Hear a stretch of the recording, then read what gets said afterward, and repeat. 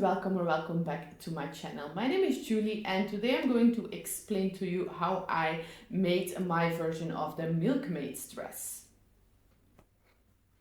I'm going to use this t-shirt as a base to make the pattern. I know that might look a little bit weird, but just wait for a minute and you will understand. To start making the pattern, you need 3 measurements, and I'm going to use this t-shirt as a guide to help me with that. The first thing I'm going to mark or measure is the length that I want the back pattern to be. And I'm going to do that by marking my belly button. I love the word belly button, it's such a fun word in English.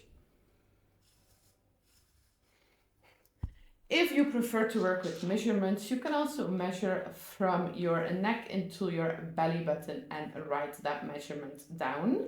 For me, that is 47 centimeters. For the third measurement, I'm going to mark a line under my breast area. And this will be to make the iconic top part that makes the Milkmaid dress so unique. So I'm going to mark here. If you prefer to use measurements, just measure from your neck until right under your boobs. Now the third measurement is going to decide the depth of the décolleté or cleavage. I'm going to put this mark a little bit above my cleavage so you can see a little but not too much, but if you prefer to show more, you have to put the final mark lower. So I put that around here.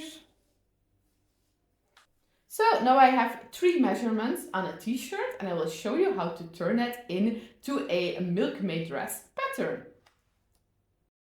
Then I use this t-shirt to create 3 patterns, 1 for the back and 2 for the front.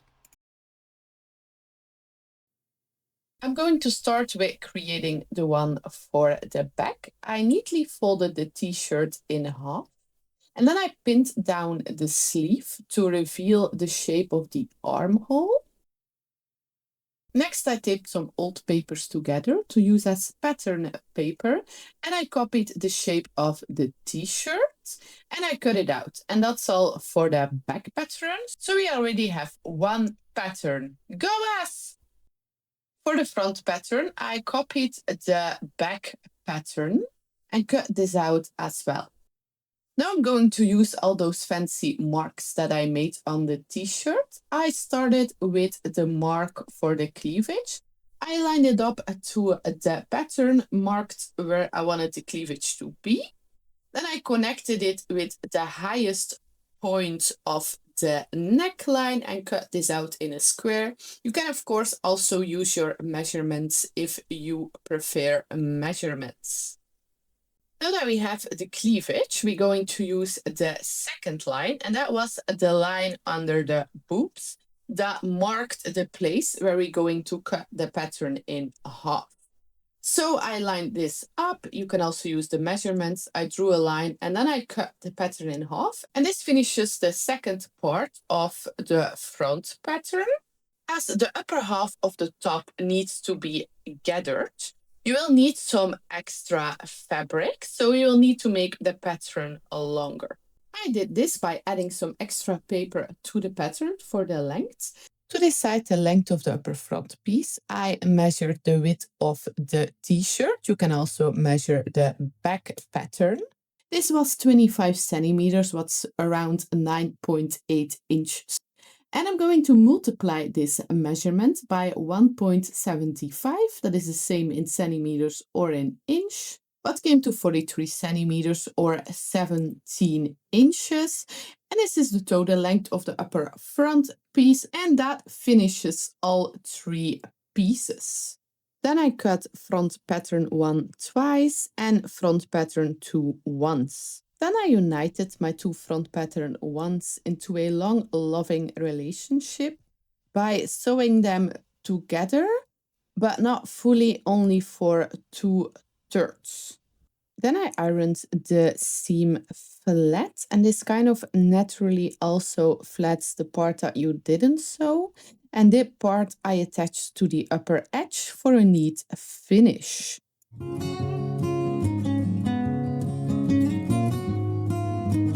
Here you see the two upper front pieces sewn together, and the little square underneath is the lower front piece. And now I want to gather this so that the two front pieces are the same size. I gathered this by sewing a straight line at the edge of the fabric. Make sure that you sew with a wide stitch length, something like 4 to 5 millimeters, and that you don't backstitch. This feels weird, but if you don't backstitch and you pull the under thread, you can slowly gather the fabric. Once you gathered the fabric to the size that you want it to be, it's important that you knot the edges or backstitch so that this won't come open anymore.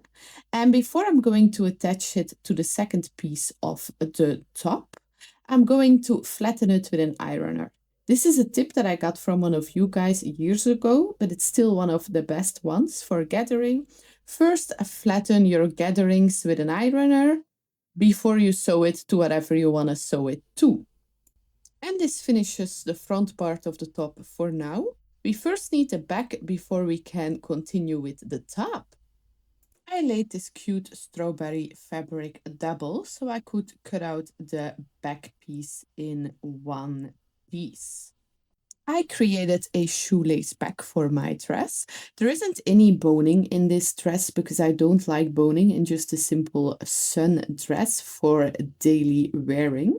So the shoelace back is just for show. You can also put a zipper if you find that easier, but I kind of like the aesthetic of a shoelace back. To make this, I cut out 10 centimeters or 4 inches. From the middle of the fabric, I did this by folding it double. And I cut a strap in the same length as the back piece. I folded this strap double and finished the edge. I'm going to attach 2 straps to both edges of the pieces that I just cut and iron them down. This will give the shoelace effect a neater finish. Then I ironed this flat and I reattached the piece that I cut out of it in the beginning in between the 2 pieces.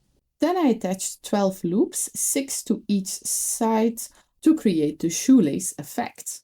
There's only one thing that I regret about making this dress, and that is that I didn't sew the loops inside the seam. I sewn them 1/2 centimeter from the seam, as this is only for show. I'm also still working at my Red Riding Hood ball gown, and for this dress I did sew it into the seam, and that just looks so much better. So if you want to make this, please just sew your loops into the seam. You won't regret it, because I do regret not sewing them into the seam. Then I pinned and sewn the front and back piece together. And now we are going to finish the front piece. And the last thing you need to finish the top is this fancy closing system. To create this closing system, I first measured from the top of the shoulder into the ends of the 2 long things that you have now on the top. And I added 10 centimeter or 4 inches to that. And then I made 2 small straps in this size. I think for me that was around 1 meter. That's very close to 1 yard. Apparently, that's what Google tells me. I attach these 2 straps right under the sewing line. I know the lighting of this video sucks, but here's footage of me attaching it. And this will function as the rope where you can slide the rest of the fabric over. Now I'm going to create a cover for the strap so you can move the fabric along the strap. And I'm going to create this cover by making bias tape in the length of the full top, so also the back. I made this piece of bias tape by cutting a big strap and folding it double, and then I pressed this with my ironer. Then I fold it back open, and then I fold the 2 edges to the middle, ironed this again over the whole strap.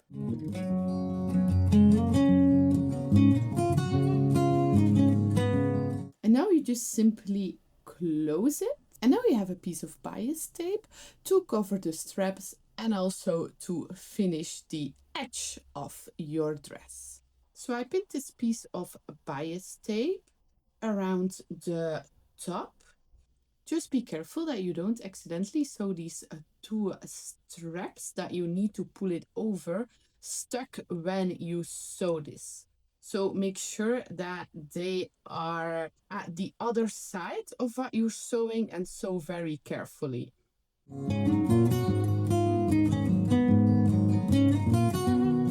And now we finished the closing system. All I need to show you now is how I made the skirt.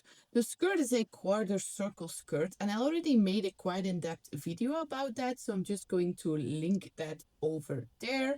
But I cut a quarter circle skirt that is about 70 to 75 centimeters in length. That's somewhere around 29 to 31 inches. That's what my good friend Google told me.